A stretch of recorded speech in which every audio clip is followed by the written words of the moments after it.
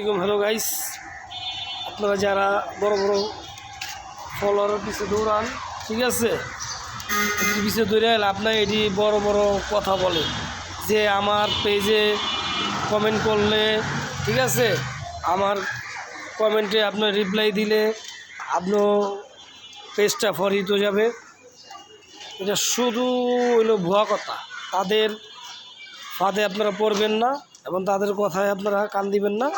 আপনার পেজটা রুলিং করতে হইলে তাদের আশায় করবেন। আপনার ছোটো ছোটো পেজগুলো আছে না, আপনার পেজে যাদের ছোটো ছোটো পেজগুলো আসবে, প্রোফাইল আসবে, তাদেরকে আপনি লাইক দিবেন, কমেন্ট করবেন, তাদেরকে করেন, তাদের থেকে আপনি পাইবেন।